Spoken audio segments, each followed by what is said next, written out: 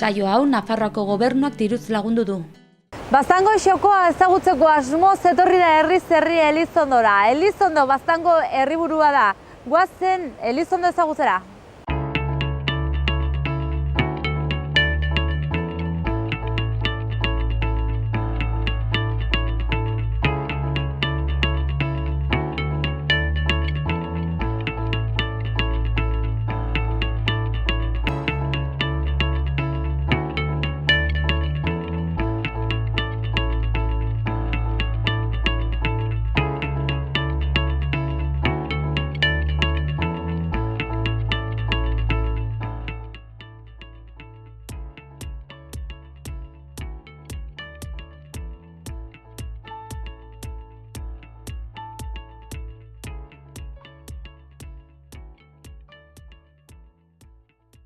Eta gaurkoan herriz herriko itzulixka Elizondora etorri da, eta hementxe nago Elizondoko herriko etxeko kargodun den Xabi Torresekin. Jepa, Xabi, egunon? Egunon. Zer moduz?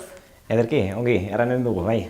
Bueno, konta iguzu pixko bat jendeak ulertzeko, eta ni lehenbiziko ulertzeko kargoduna herriko etxea ze berezitasun du Elizondoko herriko etxeak, berez? Oain arte, bertze udaletan egon balin bezara, udaletaz eta zinegotzietaz solastu izanen zara, baina baztanek badu bere egitura administratibo konkretu bat, berezi bat, udala badu, baztanek, udala baztan da, baina baztanek 15 zerritu bere baitan. Orduan, udalean daude 13 zinegotzi eta alkatea, eta herri bakoitzak, 15 horietako herri bakoitzak badu bere herriko etxea eta bere batzarria, eta bere alkatea edo alkate juratua. Alkate juratuak ere laguntzaile batzuk ditu kargodunak izenekoak. Eta holaxe bada, ni kargodune naiz gaur egun alkate juratua denaren kargodune. Laguntzen diot bere zereginetan, eta horregatik naiz herriko etxeko kargodune. Bertze herri batzutan ez bezala.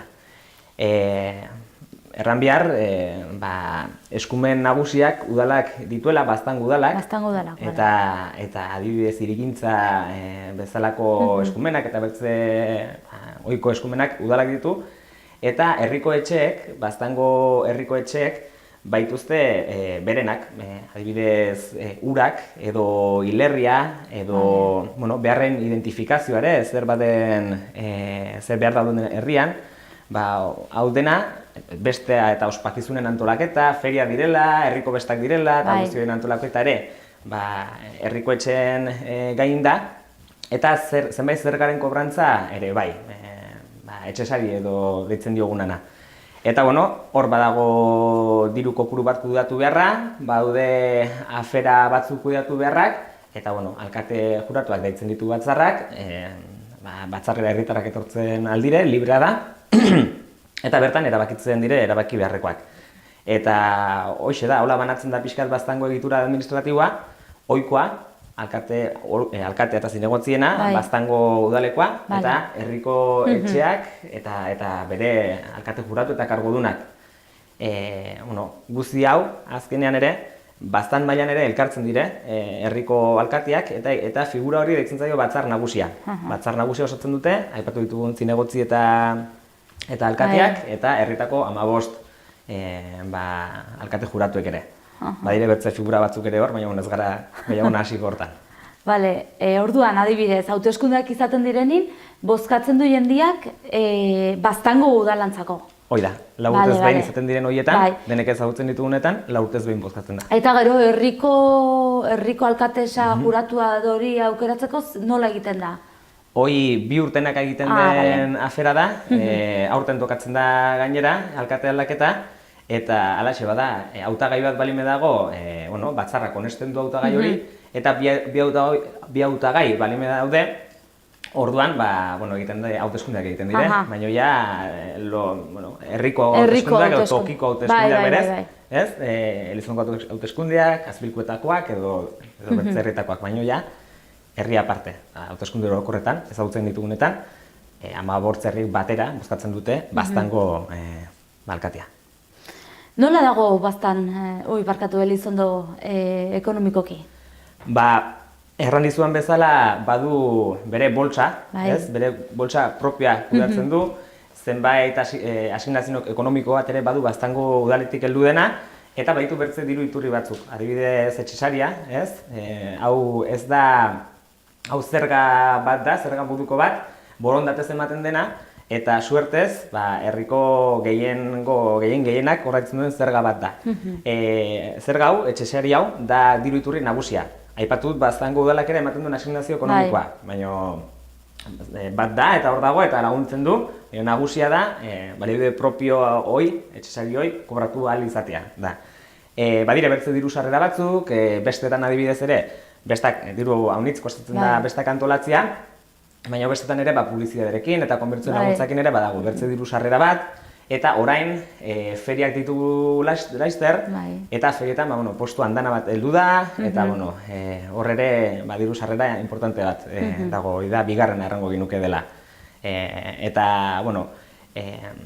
herriko etxearen saldoa, bukaeran edo urte bukaeran, balantzea izaten da aldiero positiboa izaten da. Beti neurtzen da, pixkat positiboa izan daien, diru puska bat bildu ahal izateko, eta X urteetan zehar, inbertsio potolo batzuk egiteko adibidez, aurten urte hasieran bukatu dire, alde batetik, Elizondoko plaza, kiosko bat behar zela eta esitu zen, edo erabaki zen, nolakoa nahi zen historia, eta egin zaio kiosko bat plazari, eta bertze alde batetik ere, udalakin elkarlanean, egin da Iriarte pilotalekoa, beti danik ditugun pilotaleku bat, baina estalpeik gabe zagona, eta herriek berak estalpe guti zituen, igual neguan, eta Baztanen azkenan ere hemen laino uri eta alakoak badirela ez, eta behar zen, olako aterpe handi bet, eta estalkire bota zaio pilotalekoa. Egin izan dire beste inbertsio batzuk ere bai, landaketa handi batzuk egin izan dire, eta zenbait gauza desberdinak egiten dira bai. Zer evoluzio eman du azken urte gutxi hauetan, azken bortz urte hauetan? Nik uste dut gehien aldatu dena, ez dizitut errango gauza materialak, gehien aldatu dena izan dela nolabait elkarlan bat bilatzea herritarrekin, ez bakarrik erakundekin, taldekin edo guraso elkartekin, eskolekin, eta ahal izan den erakunde edo talde ezberdinekin elkarlana indartu da edo lotu nahi izan da edo sortu nahi izan da, eta baita ere gaztegindiakin eta lakoekin pixka mugimendua sortu nahi izan da. Elkarlan hori izan da nire ustez 10 urte hauetan gehien aldatu dena, lehenago igual mugimendu horiek elkarrekin elkarrekin ez ziren gaten, bakoitza beraldetik gaten ziren, eta behar zen pixka simbiosi bat azkenan ere dena garelako herriek eta alik eta dugun obren atratzeko ez. Eta hori da, nire ustez, azkena 10 urtetan gehien aldatu dena herri unten. Orain arte galdetu dut udaletxe guzitan alkatari dozin negozeri, orain galdetuko izu zuri, aber badagon ongi gobernatzeko sekreturik? Ez dut uste sekreturik badenik, lana, behar da egin, behar da entzun, eta hori da, uste dut behar den kualitatea, hor gauzak ongi joateko, ez da erreixa izaten, azkenan elkarlan hori aipatu dutena gauzagarri egitea taula ez da erreixa izaten, ez da deitu eta punto, behar dituzu eta esutu ere bai, nola behar duzu bideratu urrengo bilera, urrengo nola atera arazo horietatik, eta uste dut hori dela berdena lana egin, eta beti elkar ulertze aldera, eta erabakiak ere hartu behar direnean ere. Etorkizuna begirako proiektuak edo erronkak? Etorkizunai begirako proiektuak, nik erranen nuke, badagola hor, ikusten dugu igual utxune bat sortzen ari dela batez ere, kostatzen zaigu aktibatzia, 22-20 urte azpiko gaztetxoak edo. Gazteak, bai. Kostatzen zaigu aktibatzia. Ohiturak aldatu dire, bertze foro batzu dituzte haiek elkartzeko, baina hori ez zatxarra, jakin behar dugu azken ere foro horietara nola iritsi, garakiak direla bertzea dela, edo kuadriak gaur nola diren igual hobeki ezagutu beharra dugula, Eta gure errenkoa izango zen, pixkat, ondotik etorriko diren mugimenduak edo mugimendu horietan ere bai segitzea elkarlan hori eta parte hartzea ezkenen herrian, eta hori garrantzitsu da, pixkat ongi behiretzea ez den eta pixkat etorkizuna bermatzea herriko mugimenduena eta baita herriko etxea eta baztango egitura administratibo tradizionalaren azken finean. Elizondoko zara, Xabi? Bai, Elizondokoan ez, bai. Aldatuko zenuke zerbait, Elizondotik? Aldatuko nuen... Edo badu zerbait ere faltaduna dola? Nik uste dut neko betea dagoela, nik harmonia ikusten dut pixkat dagoen herritar kopuruan eta duen inguruen artean, eta nahiko nukeola segitzea, ez dakit, ez dut kriston herri handi bat ikusi nahi etorkizunean 10.000 biztanlekoan, ikustu dut dela helburua izan behar da ahalik eta hobe aprobetxatzea dugun eremu hoi, eta hoi izango zen, baztaneko herrien arteko harreman hori lantzia, halakoak izango ziren nik nahiko nituzken erronkak. Herriak badu giroa, ez? Elizondok? Badu bai. Eta, hemen bizi izan balin beda persona bat, herritar bat, azkeneko 20 urtetan ikusiko du nola giroa gainera goiti daien. Bueno, Xabi, ez zatxu denbora gehiago kenduko, mila esker tartetxo eskaintza bat izala telebistari, eta ongi segi? Mila esker zuei.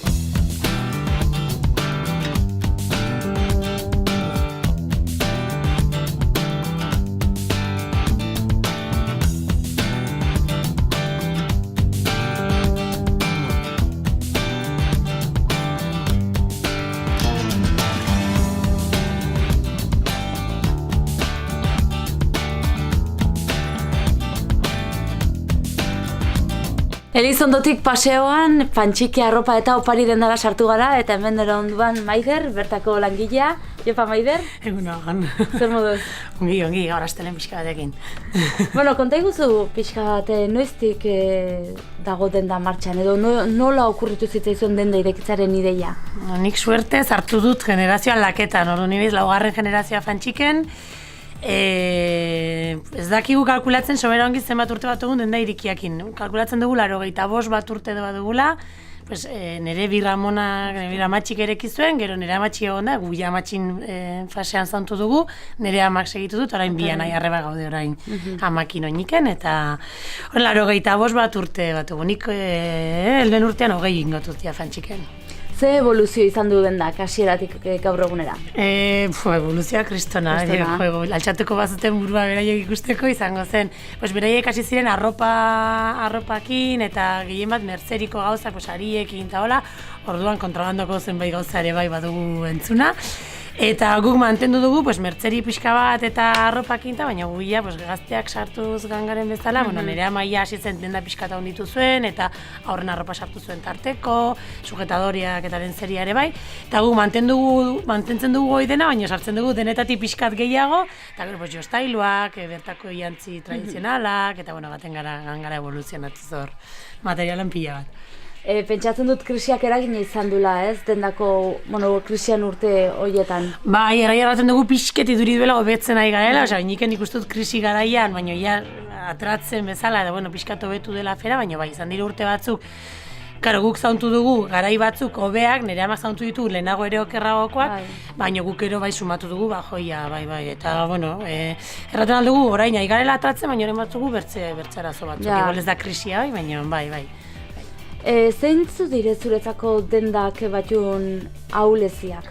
Ahuleziak horta zerten den, gaur egun igual batugun krisia da etxai bat, baina gehien bat badugu denda hundiak, jendeak ohitura duela kanpora gateko, jende haunitzek uste dut ez dakiela herritikietako komertzio bat zer den. Haunitzen uste dut beldur pixket maten diela sartzea edo jonola zauna garen, eta ez badut deus erosten, eta ez da hola, gu gaude hortako torri lasa ikusi ze baden, zure herrian ze prezioetan dagon, eta gero ez baduzu harpatzen, gamarko duzu kanpora, baina aukera hori matea haunitzek ez dut. Eta gero gaur egun internetan ikuste dut, jende haunitzek interneta ez erosten duela, eta gainera uste dut gaur egun dela moda bat, eta internetez gauza honitz erosten dire jagasi garestiago. Konparatzen baldin baduzu segun eta non, gauza batzu garestiago, baino da, moda bat, heldu da paketeroan ere etxera ekartzen dit afera, paketea da erosi dutena, eta horren uste dut, berrikin dugu ikastaro bat, eta aipatzen zakuten, direla estudio bat iten, internetetik, gauzak erosten direla ez dena, daude merkeago diren, galtzen dituzulako zorlan postu batzu, baina gero paketeroa iristea zure etxera dela moda bat, eta orduan, ez dut egin behar nik, ez? Pues, karo baiet. Pues, bueno, hie dire momentutan ikustu gabezia ondienak hoiek. Baina pentsatzen dut dendak ere izango ditula indarrak, así que zuretzako ze... Indarra badu, pues, nik uste dut egunerokotasuneko bizi hau arraspoite dela. Azkenean herritarrekin bizi gara, eta kontaktua badugu, eta nik uste dut horrek iten gaituela guri ere pixkat ezagunago izatea, eta nola mantentzen dugun, bezero hori nola zaintzen dugun. Ikuste dut, hori dela konparatu ezin dena, komertzio edo denda handi horietako batean, grande superficie horietako batean, edo interneten ez duzuna dela, atentzio bat.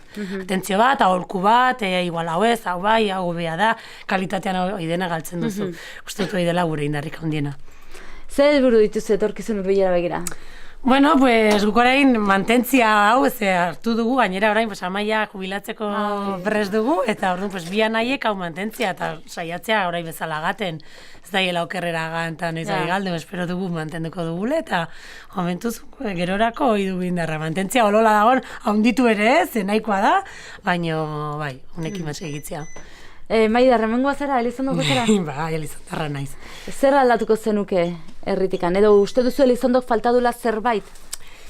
Falta du herri bizitza, nire iduriz, eta sobran igual badu Elizondo Baztango kapitala denaren izena, niretako, klaro. Hala da herria handiena, baina ez da kapitala da unitzetan, iduridu Elizondok behar duela aize movimentu gehiago handiago garelako, elkartasuna aize gehiago handiago garelako, eta da kontrakoa. Herri txikiek ez dire konturetzen, zer den gure artean harreman sobera ez dugun herri bat izatea. Nik herri txikietan adin guztit diferentetako jende elkartzen da fitiago, baute beraien artean harremana, elkarte bat herrien eta horrek behartzen ditu, eta hemen ez, hemen dena dago banatuago, gazteek badute beraien lokalak, ez dira agertzen ostatura berandu arte. Horren ikustut, horrek hitzai gustatzen ere herritik. Zenik amaren herrian trato izan dut lehenago, eta da bertze bizi bat, adin guztietakoak elkarrekin, inautiak elkarrekin, hemen inautia bakotxak gure aldetik. Eta hori da herria handiagokoak izatea, badu gabezi hori, niretako, klaro. Orduan zuk nahiago duzu herri txiki bat? Bai, baina gelituko naiz Elizondon. Bai, bueno, pues hemen dut, orai etxe bat indut hemen, eta orduan pues hemen gelituko naiz. Baina beti herri txiki zinguratu ez, bueno, pues bai. Bueno, orduan gustura bizitzaren seinale. Bai, ez kejatu behar ez. Ez da herri txarra bizitzeko, baina, bueno, pues batu gabezi horiek, bai, bueno, pues jazta, pues moldatuko gara, igual ez aldatzen dugu, baina zaiak usten dut afera gazteaukekin. Bueno, Maider, pues jazta ez dizut denbora gehiago ketuko, mila esker. Zuzu lasainago, así que tranquil. Mila esker elkarrizketatxo goikagatik. Zuei aukera eta ongi segi. Bai, berdin. Gero arte. Venga, agur.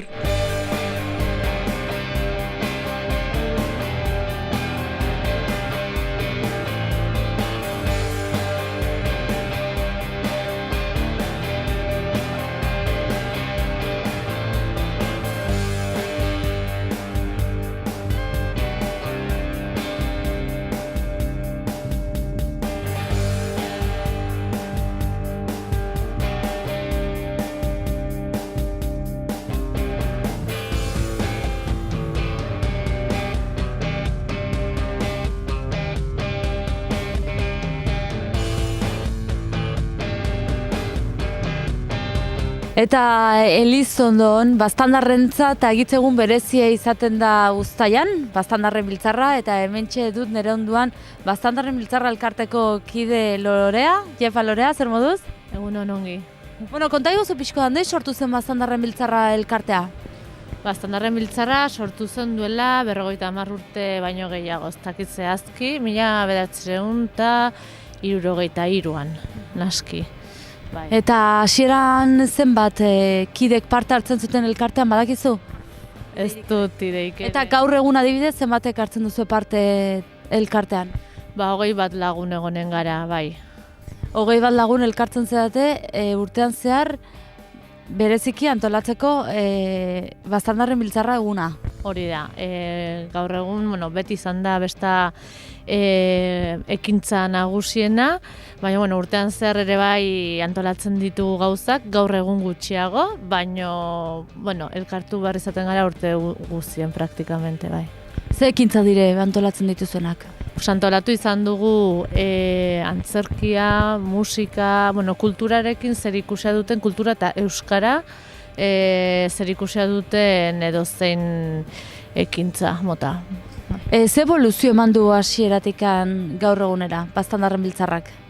Handia, ze hasi zen erran dezagun partido politiko kamuflatu bat bezala, diktadura garaian, eta orduan bultzatzen zuen kirola euskaraz, eskupilota eta gauzoiek, baita ere, beti euskarakin zerikusi duten gauzak, eta gero, ez gara altxapean ibili behar izan, orain gaur egun ez dugu esa identitatea argi dago.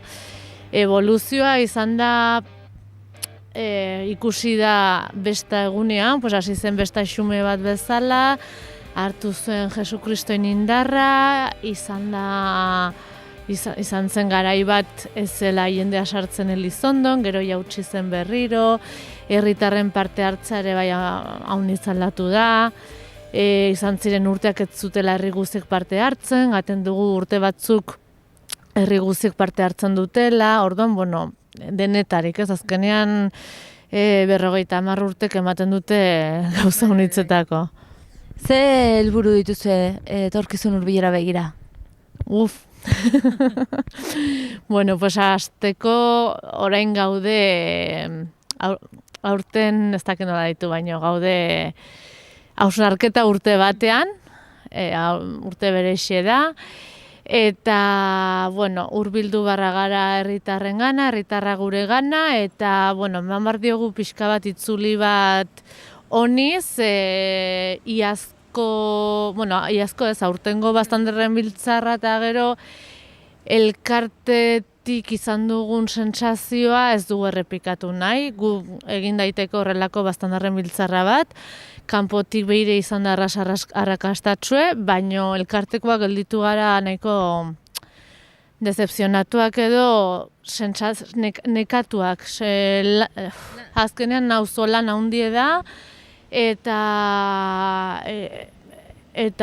uste dugu behar dela aldaketa bat, bai implikazioa aldetik, jendeak ez du ulertzen jau auzolan erraldoi bat dela, azkenean ez dela 20 aintzinat egiten dugun gauza bat, denek parte hartu behar dutela, eta ez dela besta bakarrik posible behar dela, jendeak bai hartuela lana egin, nolapait ere, eta bertzelaz azkenean erretzen gara bertan gaudenak. Baina, hortan gaude hausnarketa urte batean, eta orden momentuz da xuxentzia edo bideratzea Baztandarren biltzarra, elkarte bezala eta egun bezala, hortan gaude momentu hauetan. Espero dut dena aietzia hartzia berriz ere bidia, eskerrik asko Lorea Tartetxo eskaintza bat Xaloa telebistari, eta ongi segi. Mil esker zuei. Aio.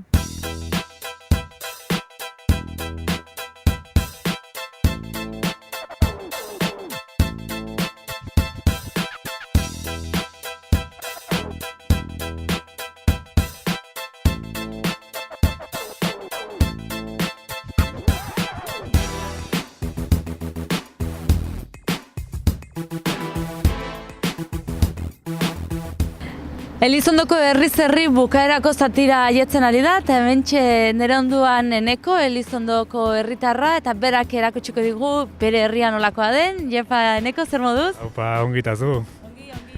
Konta iguzu pixko bat, nora ekarri gaituzu bisita hasteko? Hemen gaude Elizondoko merkatuko zelaian, bai, beti ere Elizondoko endako eta berezi delekue ekitaldia baino gehiago egiten direlakoz, adibidez orain hemendik gutirengo da udazkeneko feria, eta gero ere Baztandarreneko bazkaria meniten da, leku hontan, bere hortxe dago gaztetxea, Baztango gaztetxea, eta Gibelian ere bi frontona, bai, Baztangoa eta herrikoa ere. orain dela guti ere estali dela. Okerrez banago hemen ere bai, astean behin edo egiten da merkatu txiki bat, ez? Bai, hortzegunetan hemen merkatu txiki bat egiten da, geroz eta postu gehiago dire gainera eta aspalditik tortzen dena.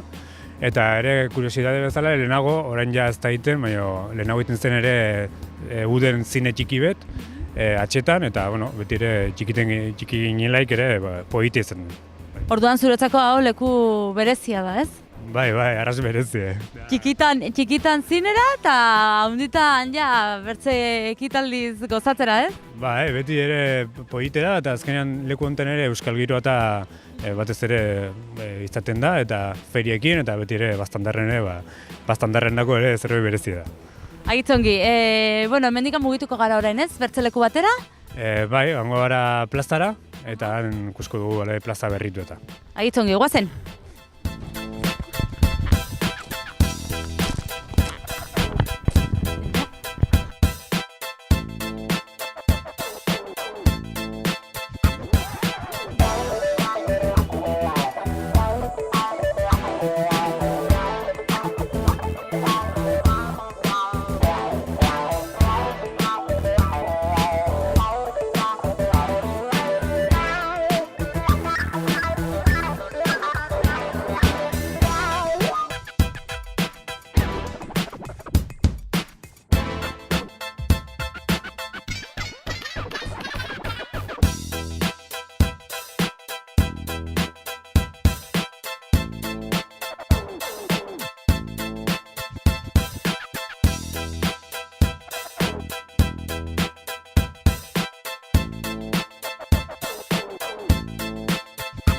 Eta merkatutik herriko plazara etorri gara. Hoixe da, hemen dago herriko plaza, beti orain ere berritu dena, orain dela 3-4 hilabete. Eta, beti ere hemen ekitaldi egiten dire, eta leku zentrikoa da, hor dago udaletxea ere, Baztango udaletxea, eta inguruen ostatuek eta Bitiko kalia, Jaime Urrutiak Garrike, eta beti ere leku polite da. Hemen ere txupinazoa hasi zineten botatzen plazatik, ez? Osa, betitik anerra nahi dut, okerrentz banago. Bai, hori da, beti ere besta herrikoia direnez, gu pentsatzen dugune da herriko edo neurri berdinen gaudela denak, eta orden betitik hasi zen egiten, eta aurre botatzen dute, marrazki lehiaketa irabazten duena, botatzen du, eta beti ere herrikoiago izateko. Eta protagonismoa aurrei emateko, ez?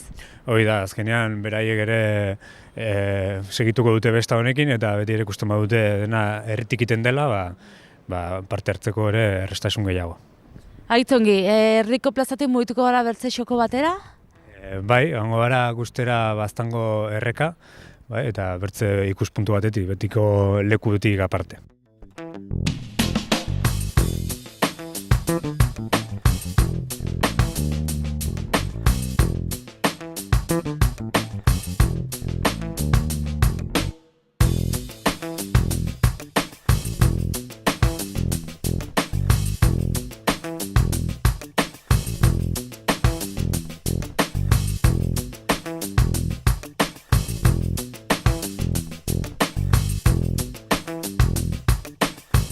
Eta orain non gaude, Neko? Hemen gaude Baztan erreka onduan, ikusten da Gibelian txokotoko zubie, eta liburutegi ere, liburutegi berritu, eta leku polite da eta berezi ere. Erran barra da orain azken aldean turista pilo bat etortzen dela honat, haunitz joaten dire hango aldera, baina hau berezia dare bai, Eta bertze ikuspuntu bet, eta ere polite da, guztia erreka da mendik nola gaten den, eta beti ere fama gehiago du edo politago da argazkin dako, eta beti telebistan agertzen dela, beti ere agertzen da hor jauzie eta zubie, txokotoko zubie. Agitzongi, mugituko gara? Bai, hango gara Bitiko Garriketik eta erakutsiko dut gauz pare bat.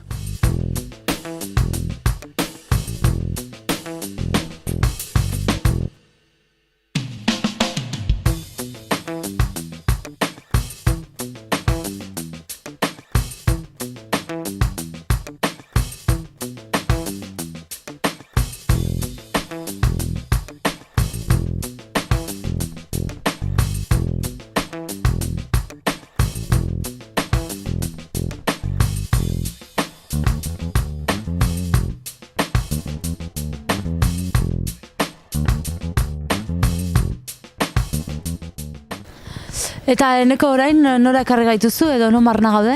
Orain Jaime Urruta garrikan gaude, eta hemen kuriositate bezala, hemen agertzen da plaka bat, orain dela 104 urte, pastu ziren ugoldetaik, noraino aiatu zen urel. Orain dela 4 urte berriz ere pastu zen, ez zen hainbertzeko izen, baina kalteak ere handik izan ziren. Eta oinik jendea ere, hortan ere, arrisku horrekin pentsatzen du edo nezbait pastan altzela edo. Claro, izan zen minutuko kontua, ez? Derrepente hasi zen ateitzen ura eta erreka goitzen eta hor izan zen. Bateko gauze zen, uden, justu izan zen uztaian, gauze ez dela pentsatzen eta azkenean lertu zen auzako kasuan inguru hortan ere ekaitzen bat eta hortik golpian torri zen, batean, ordu gutiten kriston kalteak intzituen. Eta gero hemen auzolanean moldatu zenuten edo saiatu zineten dena garbitzen zuek? Hori da, uholden txarra gartzen duen ondoria, honak ere jende elkartzea eta zen lanare arrespo egiten zen. Bertzelare uste dut edo okerrez banago Doneiako bidea edo Santiago bidea pasatzen da hemendikan ere, ez? Pasten da Karrikauntaik, tortzen da Maior aldetik eta hemendik ere pasten da, eta beti ere gerozta jende gehiago pasten da, eta betikoa edo Santiago Doneiako bideoi betikoa ere hor dago, ez? Horregatik da pasten dena, hemendik ere gerozta jende gehiago pasten da, eta leku polite da ere pasteko. Segituko dugu aurrera? Goazen nintzenet.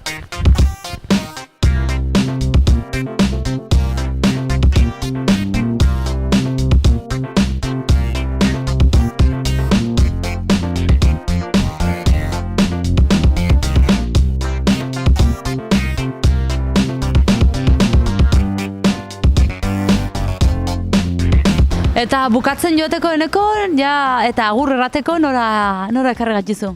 Hemen daude Arkupia, lehenago solastu dugu ere egiten dela merkatue, hortzegunetako merkatue, lehenago hemen egiten zen merkatue, aspaldia.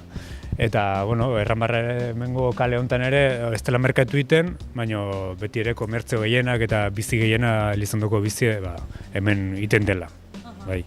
Orduan hasi dugu gure bisita merkatuan eta merkatu egiten den lekuan eta bukatu dugu merkatu egiten zen lekuan. Hoi da, beti merkatu herrien nahiko importante dire eta hola da, herrietan. Aitzon geneko, hementxe bukatuko dugu bisita, mila esker tartetxo hau eskaintzagatik eta ongi segi. Esker milezu behi, aio.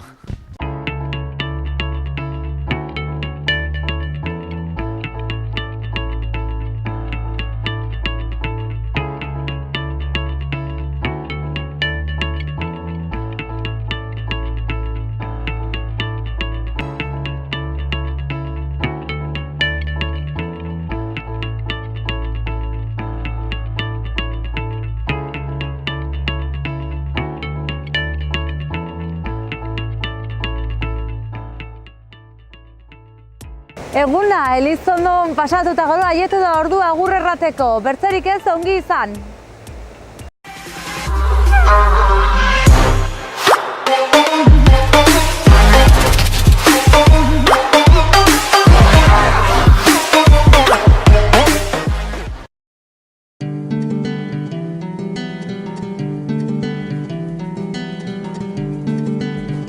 Saio hau Nafarroako Gobernuak diruz lagundu du.